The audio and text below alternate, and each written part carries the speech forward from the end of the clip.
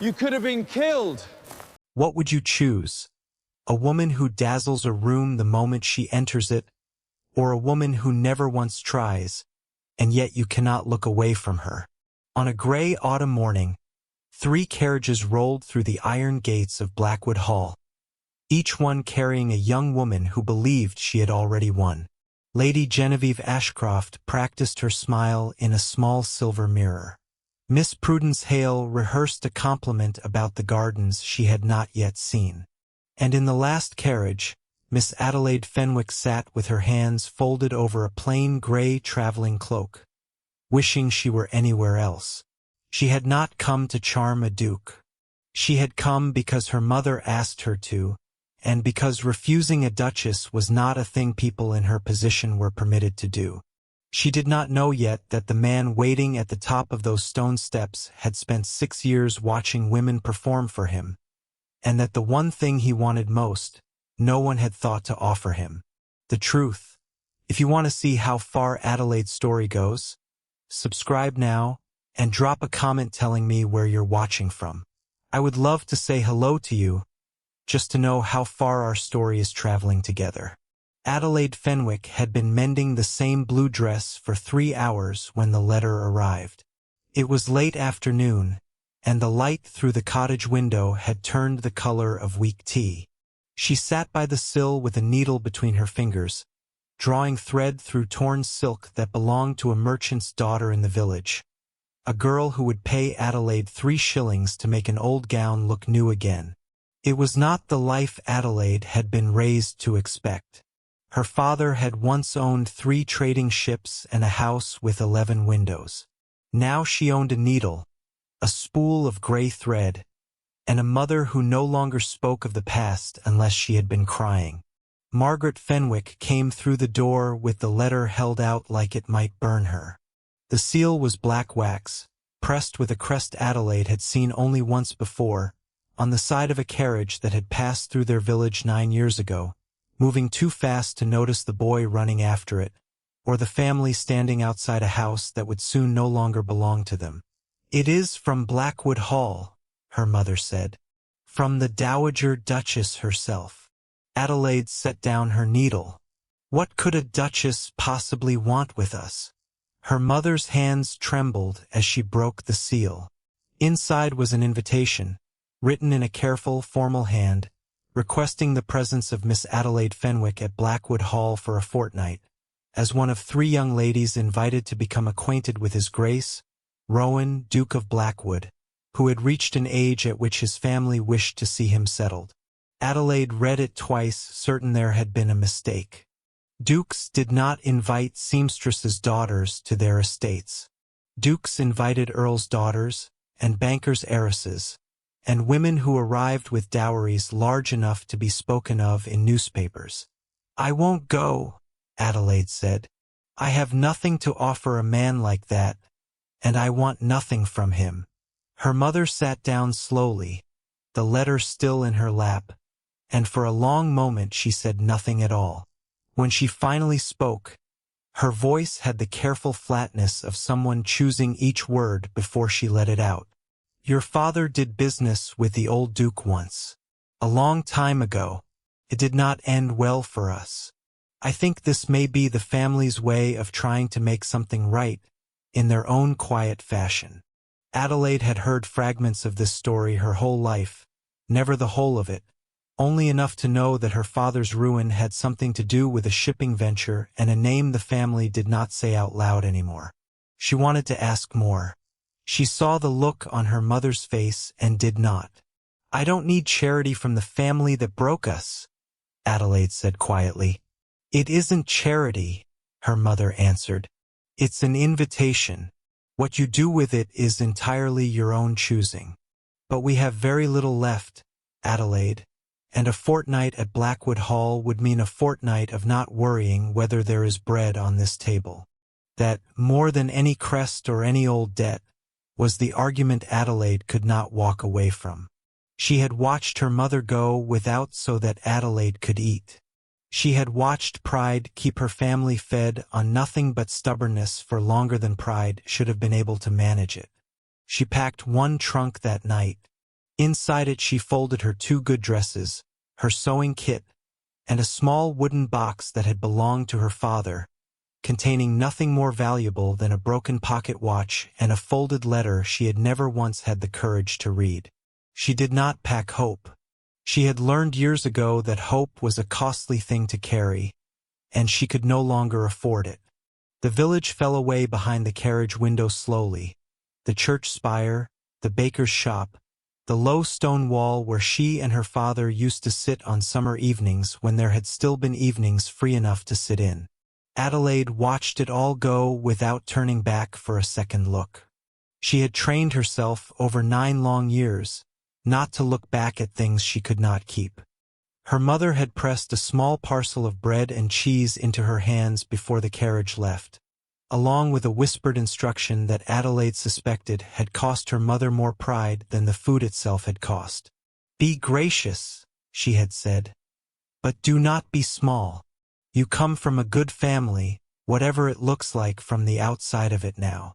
Adelaide turned the words over for miles, wondering whether graciousness and refusal to be charmed could possibly exist in the same body at once, or whether she would arrive at Blackwood Hall and simply have to decide, moment by moment, which version of herself the situation required. She thought, too, of the wooden box in her trunk, and the letter inside it she had never read. Her father had written it in the last weeks of his illness, sealed it, and asked her mother to give it to Adelaide only when she felt the moment was right. Her mother had never felt the moment was right. Adelaide had stopped asking for it 3 years ago, telling herself she did not need whatever grief was folded inside that paper. She was no longer certain that was true. What she did not know, as the carriage pulled away from the only home she had left, was that the man waiting for her at Blackwood Hall had spent the last 6 years surrounded by women who wanted his title and had learned to distrust every one of them. She did not know that her own plainness, her own reluctance, her own refusal to want anything from him, would be the very thing that undid him completely. She only knew that the wheels were turning, and there was no road that led backward now. Blackwood Hall rose out of the Yorkshire more like something carved from the hillside itself, gray stone against a grayer sky, with windows that caught the last of the daylight and held it like something guarded. Adelaide's carriage arrived last. She stepped down into a courtyard already crowded with trunks and footmen and 2 other young women, who turned to look at her with the swift, sorting glance of people deciding whether someone was a rival worth worrying over.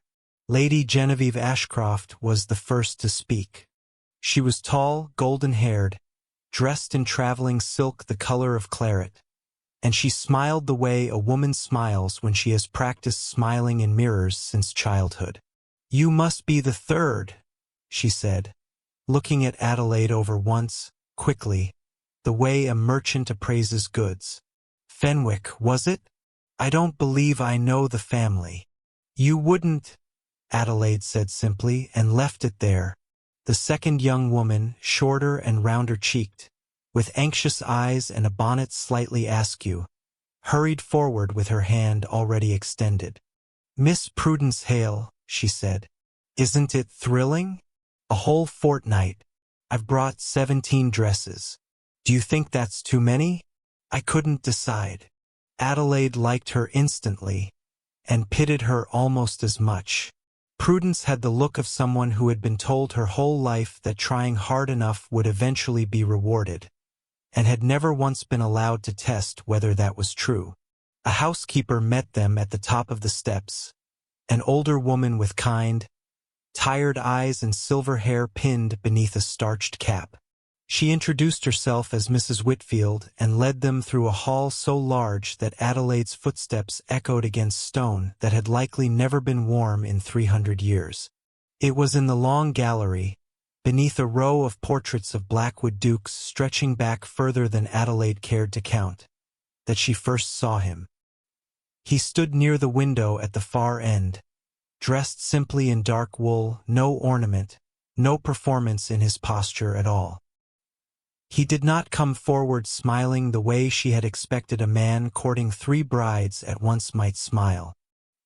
He watched them approach with an expression that was not unkind, only distant, like a man standing at the edge of a room he had grown tired of entering. "Your Grace," said Mrs. Whitfield, "may I present Lady Genevieve Ashcroft, Miss Prudence Hale, and Miss Adelaide Fenwick." Genevieve dropped into a curtsy so precise it might have been measured with a ruler, murmuring something about the honor of the invitation and the beauty of the estate she had glimpsed from the carriage. Prudence curtsied a half-second later, nearly overbalancing, and offered a compliment about the gallery's fine portraits that came out slightly too loud. Adelaide curtsied last, said nothing at all, and met his eyes for exactly as long as courtesy required before looking away. The Duke's gaze lingered on her a moment longer than it had on the other two. Not with interest, she thought, with something closer to confusion, as though she had failed to perform a step of a dance everyone else in the room already knew. "You are welcome at Blackwood Hall," he said, and his voice was low and even, giving away nothing. "Mrs. Whitfield will show you to your rooms. Dinner is at 8. Adelaide thought as she followed the housekeeper up a wide staircase. The least romantic greeting she could have imagined from a man supposedly searching for a wife. She found she did not mind. She had not come to be charmed, and she had certainly not come to charm him back. Her room, when she reached it, was larger than the whole of her mother's cottage, with a bed hung in pale blue curtains and a window overlooking a formal garden gone slightly wild at its edges, roses climbing where no gardener had trimmed them back in some time. She sat on the edge of the enormous bed for a long moment, feeling small inside it, and thought of her mother alone tonight with only the cat for company. At dinner that first evening, she watched the Duke more closely than she meant to. He ate sparingly, spoke little, and answered Genevieve's steady stream of questions about the estate's acreage and the family's holdings in the north with the polite, worn patience of a man reciting facts he had recited 100 times before to 100 different women, none of whom he expected to remember for very long. When Prudence asked, with genuine warmth, whether his spaniels had names, something in his face eased for just a moment before he answered. Adelaide said almost nothing all evening, content to let the other two carry the conversation, and if the Duke noticed her silence, he gave no sign of it. She told herself she preferred it that way. She told herself this several times, in fact, which was usually a sign. She knew from long practice that she did not entirely believe it. She did not yet understand that this was precisely why, of the 3 carriages that had rolled through the gate that morning, hers was the one that would matter. By the 3rd day, Adelaide had learned the shape of the fortnight ahead of her, and it was not a shape she liked. Each morning brought some fresh performance. Genevieve arranged for a musician to arrive unannounced so she might be discovered at the piano, appearing surprised to have an audience. Prudence spent an entire afternoon memorizing facts about hunting dogs after overhearing that the Duke kept 2 spaniels, then recited them so rapidly over dinner that the Duke had to ask her to slow down twice. Adelaide did neither of these things.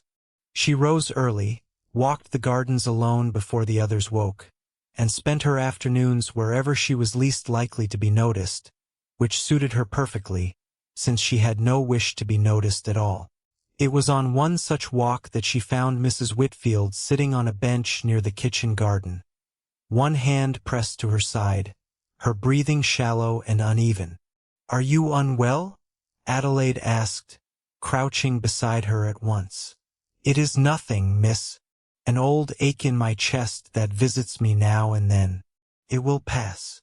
Adelaide did not believe her, but she also knew better than to argue with a proud woman about her own body. Instead, she sat with her, unasked, and talked of nothing in particular, the weather, the roses, a recipe for barley soup her own mother used to make when money allowed for barley, until the color returned to the housekeeper's face and her breathing steadied. "You needn't have stayed," Mrs. Whitfield said finally. "A guest of the house, sitting with an old servant on a garden bench.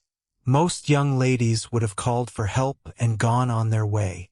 Most young ladies weren't raised the way I was, Adelaide said, and did not explain further. She did not know that the Duke had watched the entire exchange from his study window, one floor above, a glass of untouched brandy in his hand. He had spent 6 years being courted by women who complimented his horses, admired his ancestral portraits, and laughed at jokes he had not made.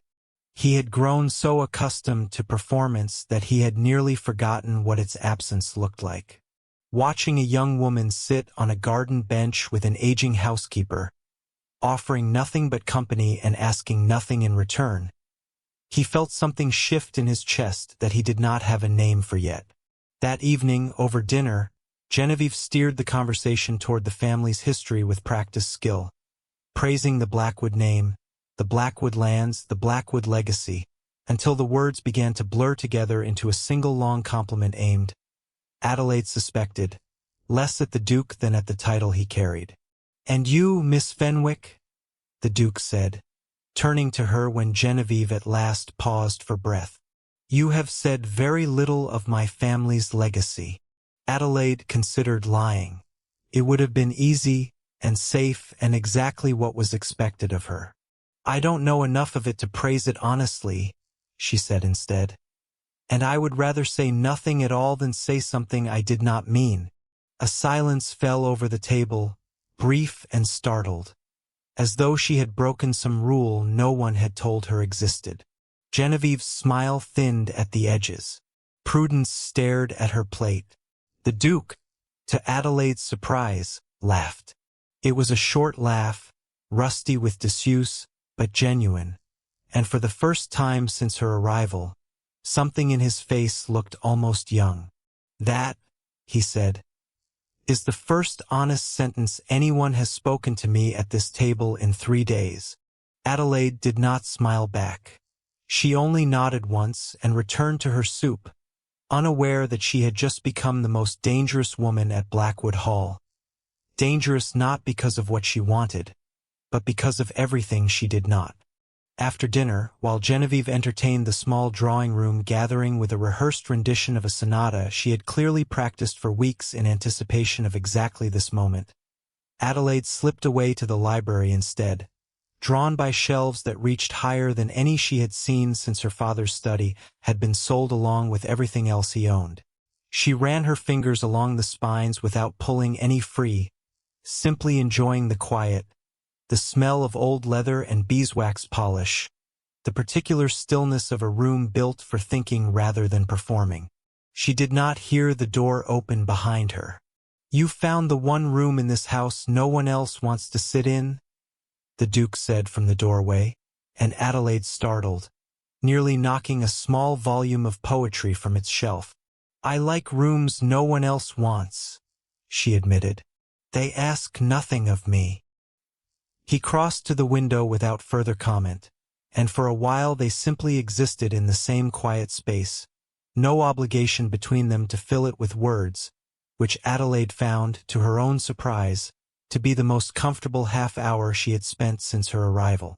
The Duke found her again 4 days later in the orangery, where she had gone to escape another of Genevieve's carefully staged encounters, this one involving a borrowed sketchbook and a great deal of admiration for the estate's greenhouse orchids.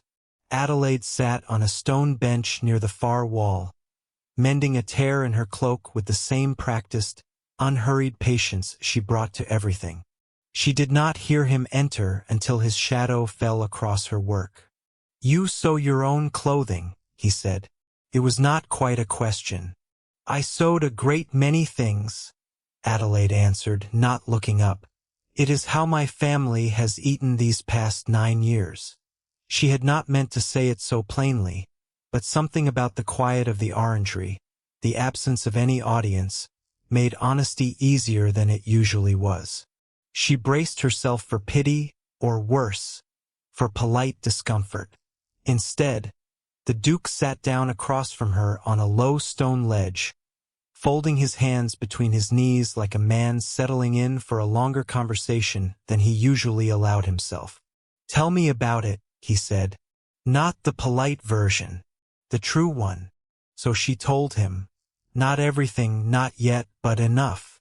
A father who had built a shipping fortune from nothing, 3 merchant vessels, a name once spoken with respect in 3 port towns, a storm that had taken 2 of those ships in a single autumn, and a business partner who had recovered his own losses through influence her father did not have, leaving the Fenwick family to absorb a debt that was never entirely theirs to carry.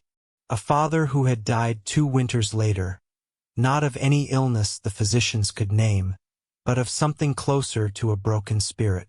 She did not say the partner's name. She did not yet know for certain that it belonged to his family, only a suspicion she had carried like a stone in her pocket since the invitation arrived, and she was not ready to set that stone down in front of him. "I am sorry," the Duke said, and he sounded as though he meant it, though he could not yet have understood how close the sorrow sat to his own doorstep. "I don't tell you this for sympathy," Adelaide said. "I tell you because you asked for the truth, and I find I have grown very tired of giving people anything less." He studied her for a long moment, the kind of look that made her want to glance away and, for reasons she could not explain, made her hold perfectly still instead. "Everyone who comes to this house wants something from me," he said finally. "My title, my land, the comfort of never wanting for anything again. You are the first person in longer than I care to admit who has looked at me and wanted nothing at all." "Perhaps I want something," Adelaide said. "I simply haven't decided yet whether it's something you're able to give me." It was, she realized only after the words had left her, the truest thing she had said to anyone in years, truer than she had intended, and far more dangerous. Because somewhere between the garden bench and the orangery ledge, without meaning to, without wanting to, she had begun to wonder what it might feel like to be looked at by this man not as an obligation, and not as a stranger, but as someone worth knowing. She stood quickly, gathering her mending. "I should return before I'm missed," she said, though she suspected no one but him would notice her absence at all. He did not stop her, but long after she had gone, he remained on the stone ledge, turning her words over the way she had turned thread through torn silk, patient, careful, unwilling to let the seam come apart. That night, unable to sleep, Adelaide finally opened the small wooden box she had carried from home and lifted out her father's broken pocket watch, its hands frozen at some hour she had never asked about. Beneath it lay the folded letter, still sealed, still waiting. Her fingers hovered over the wax for a long moment. She thought of the Duke asking for the true version of her story, and of how much of it she had still kept locked away even from herself. She did not open the letter that night either, but she placed it on the small table beside her bed instead of burying it back in the trunk, which felt, in its own quiet way, like the beginning of a decision she was not yet ready to name. The following morning, she found the Duke already in the stables, coat sleeves rolled to the elbow, helping a groom settle a spooked mare that had refused her feed for 2 days. He did not notice Adelaide watching from the doorway at first, absorbed entirely in the low, patient murmur he used to calm the animal, a voice so unlike the careful, guarded tone he used at dinner that she almost did not recognize it as his. "You're good with her," Adelaide said, once the mare had finally settled enough to eat. "She doesn't want anything from me," he said, wiping his hands on a cloth the groom handed him. "It's easier to be gentle with creatures who aren't measuring you for your title while you do it." Adelaide laughed before she could stop herself, a short, surprised sound that seemed to startle them both equally. "I begin to understand," she said, "why you prefer the company of horses to the company of ladies at your dinner table. Present company accepted," he said, and though his tone stayed light, something steadier moved beneath it, an admission he had not quite meant to make so plainly, and did not, she noticed, try to take back. It happened on the 9th night, well past midnight, when the household had long since gone dark. Adelaide woke to the smell of smoke before she heard any alarm at all. She sat up, certain for a moment she had dreamed it, until a thin gray ribbon curled beneath her door and told her otherwise. She pulled on her cloak over her nightgown and opened the door to a corridor already hazed with smoke, distant orange light flickering from the direction of the east wing, where the youngest servants slept in a row of small rooms beneath the eaves. Somewhere above her, a child was crying. She did not think. She ran toward the light instead of away from it, pounding on doors as she went, shouting until her voice cracked, until she found the source of the smoke, a fallen lamp in the narrow servants' stairwell, flames already climbing the old dry banister toward the rooms above. A kitchen girl of perhaps 10 years stood frozen at the top of the stairs, too frightened to move through the smoke.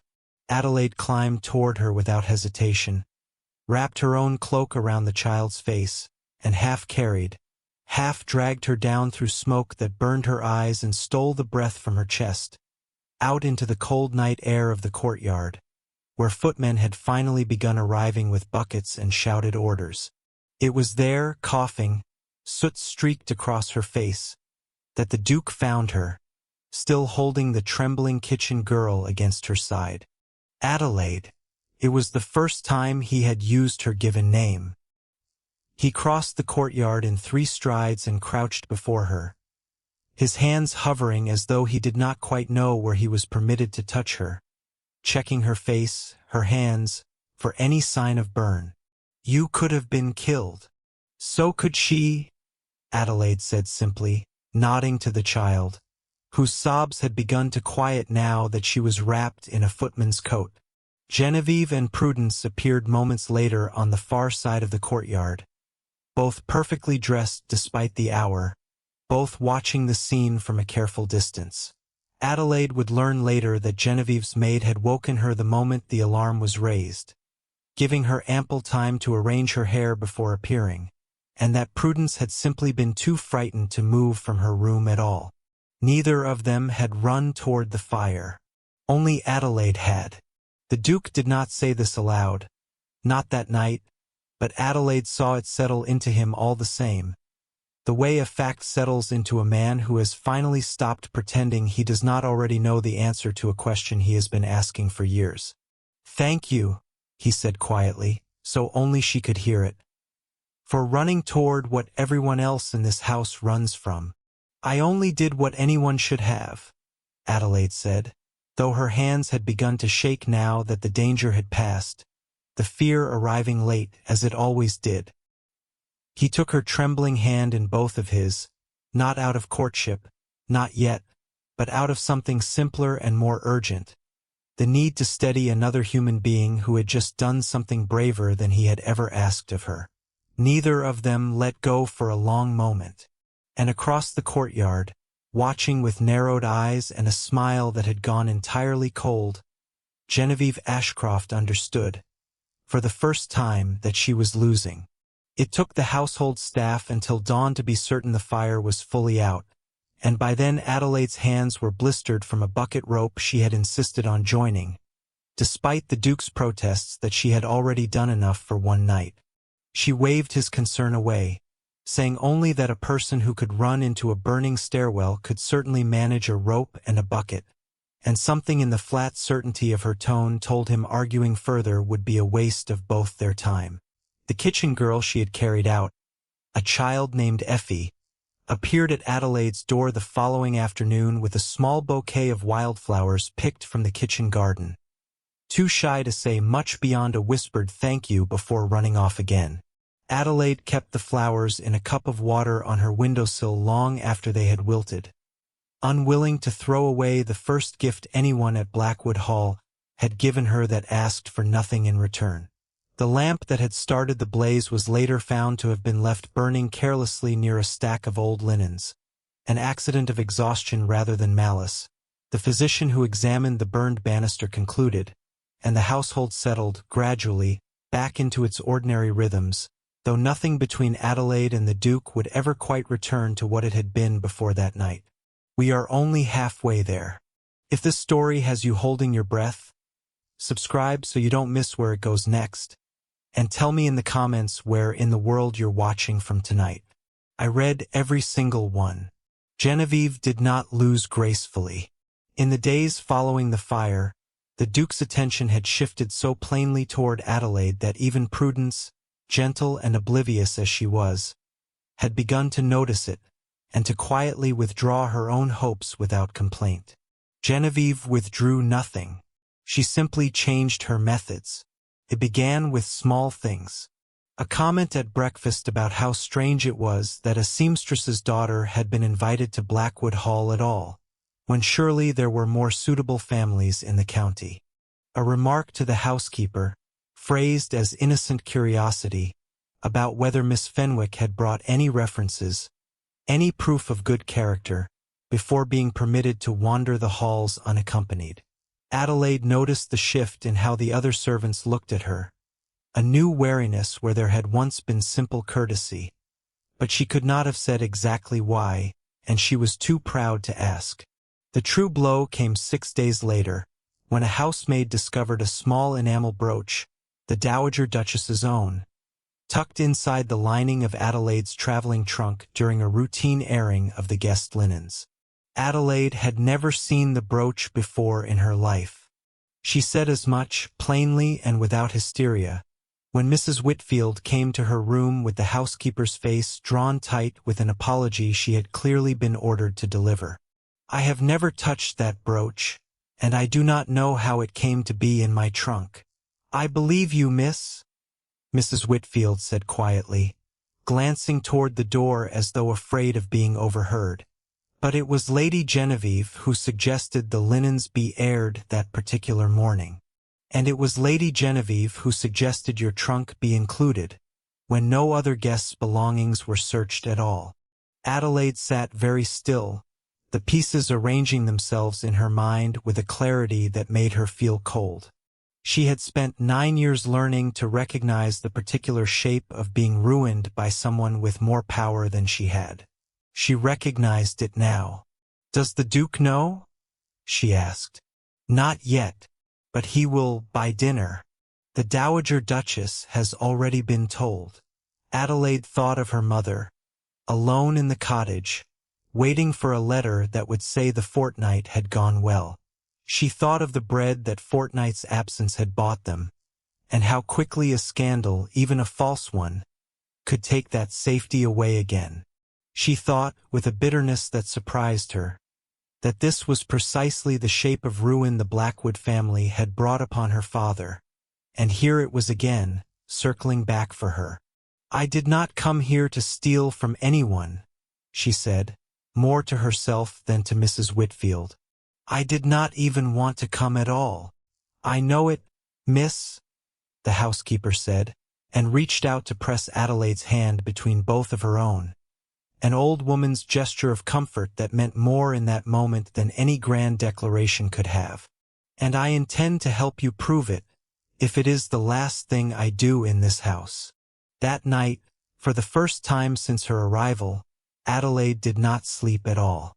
She sat by the window with her father's small wooden box in her lap, running her thumb over the broken pocket watch inside, and wondered whether some families were simply destined to be ruined twice by the same house.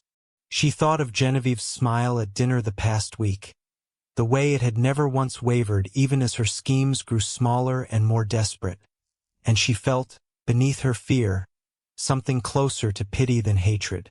A woman did not learn to lie so carefully unless she had once needed to survive on lies alone.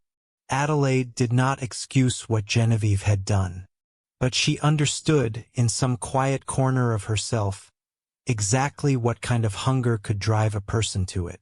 Near midnight, she finally reached for her father's sealed letter, sitting still on the bedside table where she had left it 3 nights running.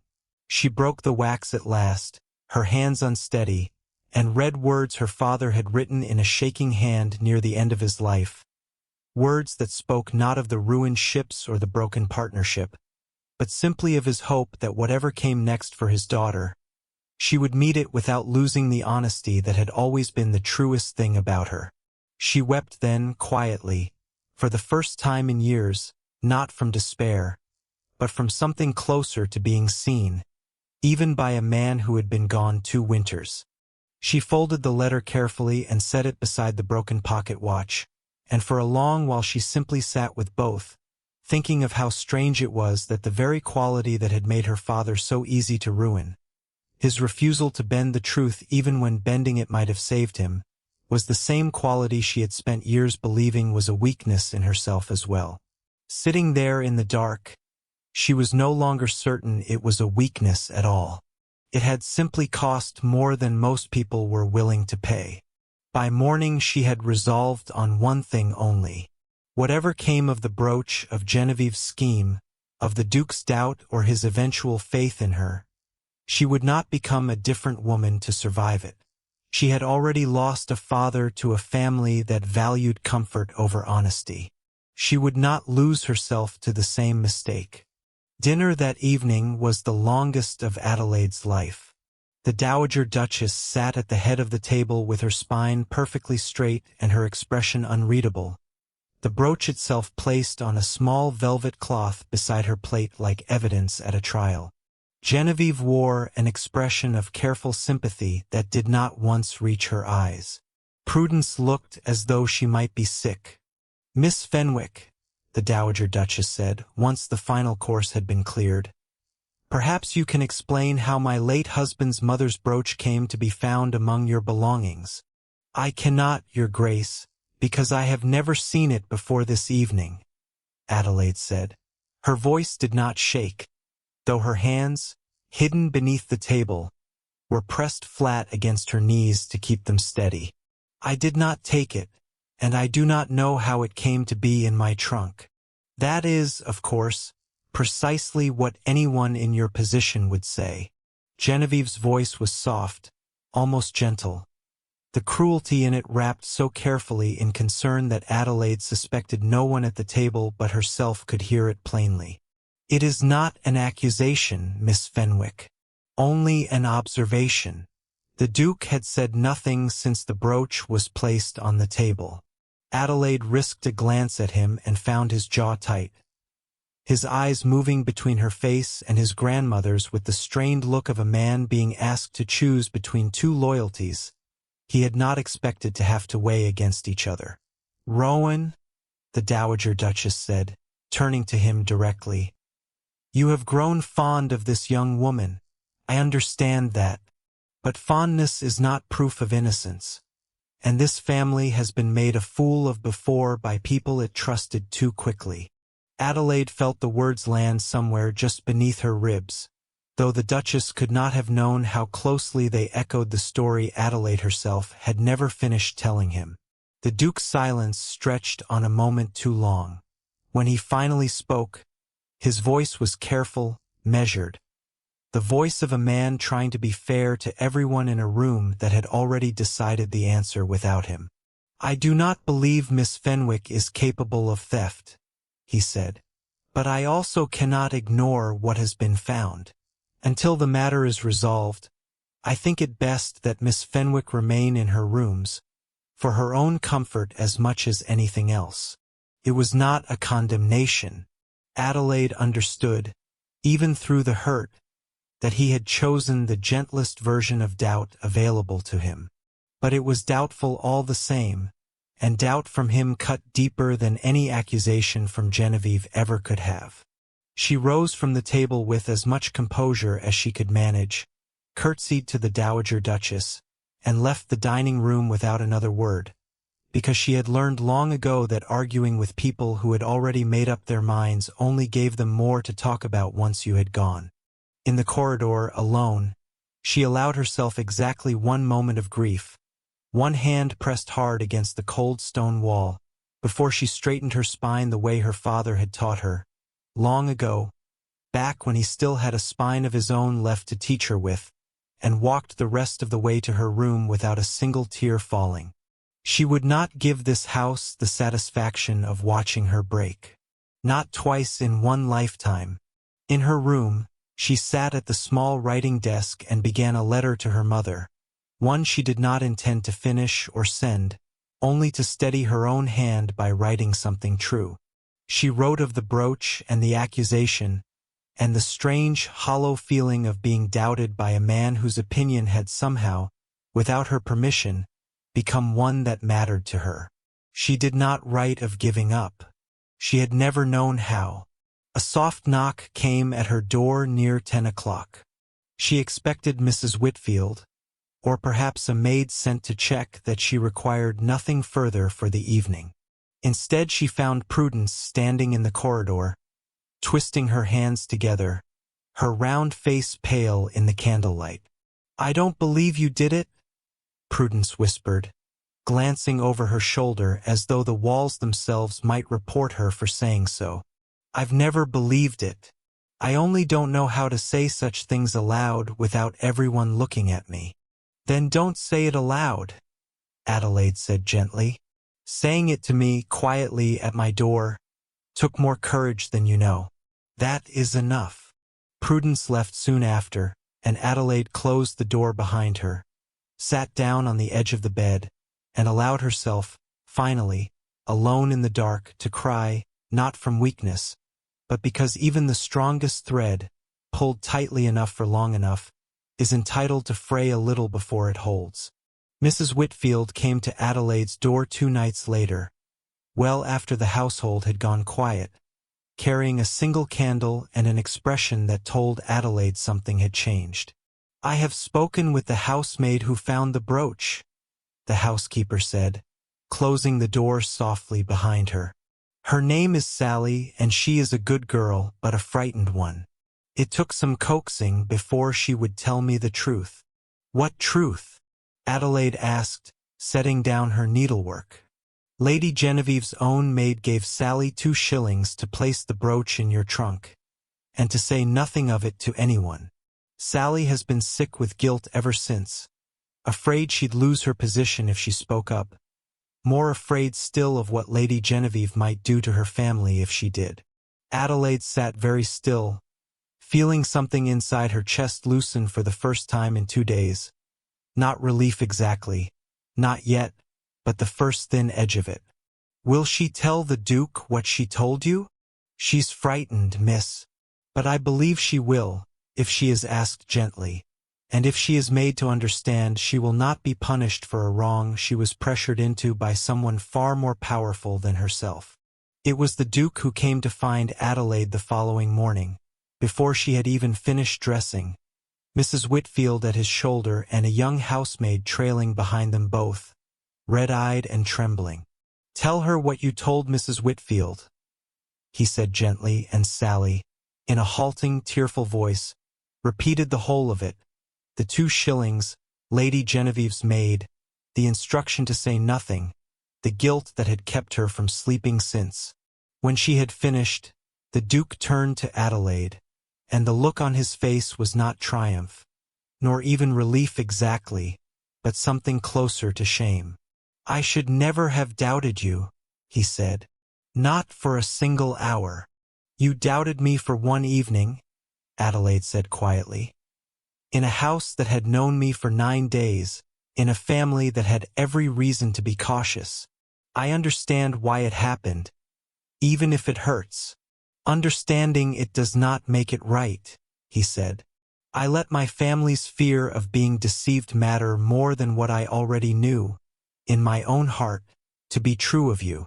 I am sorry, Adelaide, truly." It was the first time he had apologized to her, or to anyone, she suspected, in a very long while, and the plainness of it, no flourish, no performance, undid something in her that 3 days of hurt had not quite managed to break. "What will happen to Lady Genevieve?" Adelaide asked. "She will leave Blackwood Hall by tomorrow morning," the Duke said. "Though my grandmother wishes it done quietly, at the midsummer gathering tonight, so that the truth is spoken plainly in front of everyone who heard the accusation, and no whisper of doubt is left to follow you after she is gone."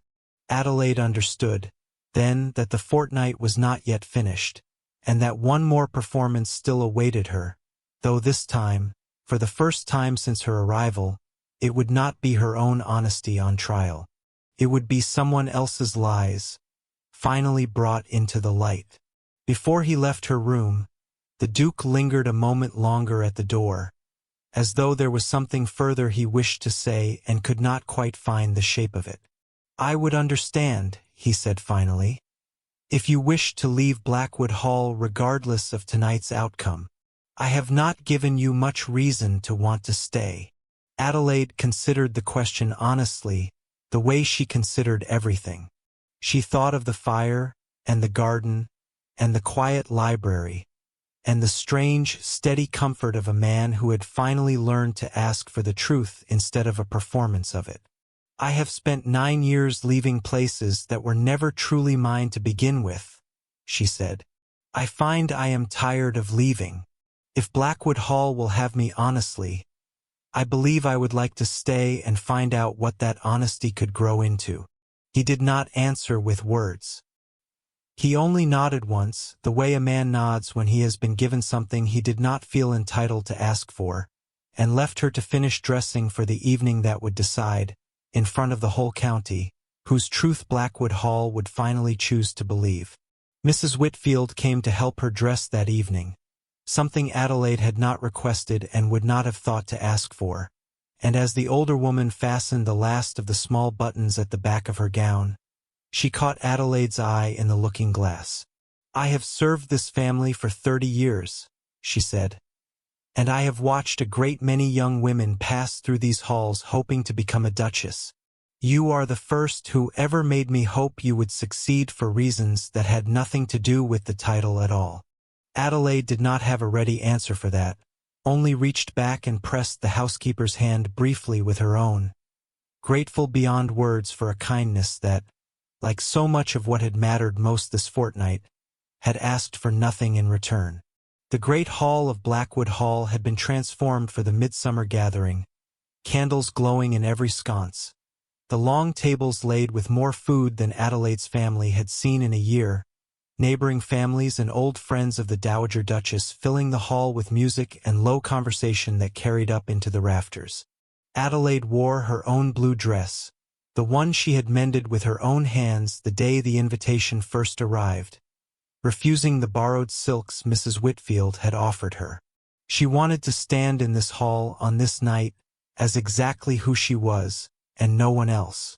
Genevieve arrived late, dressed in deep violet silk, smiling as though nothing at all had shifted beneath her feet, and for a moment Adelaide almost believed she might carry the lie all the way through the evening unchallenged. The Duke rose from his seat as the musicians paused between sets, and the hall quieted around him the way rooms are always quiet for men who rarely ask for silence and are therefore always given it the moment they do. "Before the evening continues," he said, his voice carrying easily across the hall, "there is a matter that must be settled in fairness to a guest of this house who has been wronged." He told it plainly, without cruelty, but without softening it either. The brooch, the housemaid's confession, the 2 shillings paid for a lie that had nearly cost an innocent woman her reputation and her family's only chance at security. He did not need to say Genevieve's name. Every eye in the hall had already found her. "That is absurd," Genevieve said, her voice climbing half a note too high, the first crack Adelaide had ever seen in her composure. "A housemaid's word against mine? You would take a servant's story over that of a lady of standing." "I would take the truth over a lie," the Duke said, "regardless of which mouth it comes from." Genevieve's gaze swept the hall, searching for allies and finding none, only the careful, pitiful silence of people who had already decided, long before this moment, which of the 3 ladies at Blackwood Hall had earned their sympathy and which had not. She left within the hour, her trunks loaded onto a carriage in the dark, no farewell offered and none expected. Prudence, watching from a corner of the hall with wide, sympathetic eyes, would later tell Adelaide privately that she had never once believed the accusation, only lacked the courage to say so aloud, and Adelaide, who understood exactly how much courage that kind of speaking required, forgave her the silence without being asked to. It was near midnight, the hall thinning, the candles burning low, When the Duke found Adelaide standing alone near the tall windows, watching moonlight fall across the moor beyond the glass. "There is something I should have told you before now," he said. "My grandmother did not invite you to Blackwood Hall by accident, or purely by whim. My father's business dealings, years ago, cost your family everything. She has carried the weight of that for a long time, and this invitation was, in part, her way of trying to make some small repair to a debt she believed our family owed yours." Adelaide had suspected as much for days, and hearing it spoken aloud settled something in her rather than breaking it further. "I came here angry at a name I did not even know I was angry at until I arrived," she said. "I find now that I am no longer certain the anger belongs to you. It belongs wherever you need it to belong," he said quietly. "I will not ask you to set it down before you are ready." "Perhaps," Adelaide said. "I set it down tonight anyway, not because you asked me to, because I find I would rather build something new with you than keep guarding the ashes of something old." He reached for her hand then, slowly, giving her every chance to withdraw it, and when she did not, he held it as though it were the most valuable thing that had ever passed through Blackwood Hall's long, cold halls. The Dowager Duchess found them there a short while later, and rather than the disapproval Adelaide braced herself for, the old woman simply studied the two of them for a long moment, then reached out and pressed Adelaide's free hand between her own, an echo of the very gesture Mrs. Whitfield had offered days earlier. "I owed your family an apology long before this fortnight began," she said quietly. "I am glad, at least, that I finally found the courage to offer it in a way that meant something. You gave me a chance to prove I was more than the name my father lost," Adelaide said. "I think that is its own kind of apology, whether or not you meant it as one." The Duchess smiled then, a small, tired, genuine thing, entirely unlike the practiced smiles Adelaide had watched Genevieve rehearse in mirrors all fortnight. "Perhaps," she said, "it was both." Outside, the last of the midsummer candles burned low along the drive, and somewhere beyond the moor, the sky had begun to lighten toward a morning that would arrive, for the first time in 9 years, without a single debt hanging over Adelaide's family's name. Adelaide stayed at Blackwood Hall long after the fortnight ended, though not, she was careful to note to her mother in every letter home, as an obligation, and not yet as a wife. The Duke settled her father's old debt in full within the month, not as a bargain for her affection, which she had made plain she would never accept as payment for anything, but simply because it was owed, and because a wrong left standing for 9 years did not become less wrong with age. Her mother wept when the letter arrived confirming it, not from relief at the money alone, but from the strange, quiet grace of watching an old wound finally close. It was in the garden, the following spring, beneath the same orangery windows where he had first asked her to tell him the truth, that the Duke asked her to marry him. He did not stage it. He did not arrange musicians or rehearse a speech. He simply found her mending a torn hem on the same stone bench, sat down across from her the way he had 100 times since that first honest conversation, and asked her plainly, because he had learned, finally, that plainness was the only language she had ever truly wanted spoken to her. "I have very little to offer you that isn't already stitched together with someone else's old thread," she told him, smiling despite herself. "Then we will mend it together," he said, "the way you mend everything else, slowly and honestly, and without pretending the tear was never there." She said yes, not because he was a duke, and not because it would finally put an end to 9 years of counting shillings, though she would not pretend that mattered nothing at all. She said yes because he was the first person in a very long while who had asked to know her exactly as she was, and had never once asked her to be anything more polished than that. Genevieve Ashcroft, it was later said in county gossip that reached Blackwood Hall the way gossip always eventually does, married a baron 3 counties over within the year, a man wealthier and colder than the Duke had ever been, and Adelaide, hearing it, felt no triumph at all, only a quiet, tired sympathy for a woman who had spent her whole life learning to perform love instead of simply being loved. Mrs. Whitfield lived another 11 years at Blackwood Hall, long enough to see Adelaide and Rowan's first child christened in the same chapel where 3 carriages had once arrived carrying 3 very different kinds of hope. And Adelaide, in the quiet years that followed, never stopped mending. Not out of necessity anymore, though she kept her needle and her gray thread close all the same, but because she had learned something in that fortnight that she never wanted to forget. That the truest things in life are rarely the ones dressed up to be noticed. They are the ones quietly doing the work, asking for nothing, and waiting patiently to be seen by someone finally willing to look closely enough to see them. They were married the following autumn, in the small stone chapel on the estate grounds, with none of the grandeur the county gossips had expected of a duke's wedding.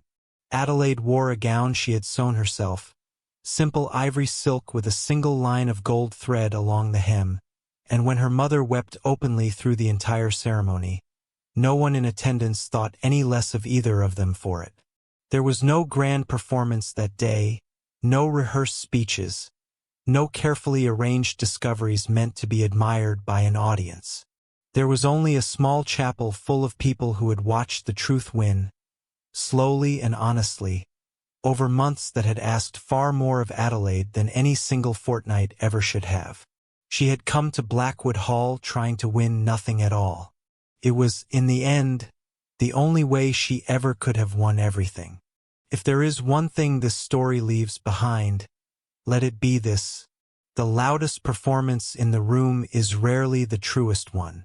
Kindness offered when no one is watching, honesty spoken when a comfortable lie would be easier, courage shown without an audience to reward it, these are the things that quietly build a life worth having, long after the applause for louder things has faded.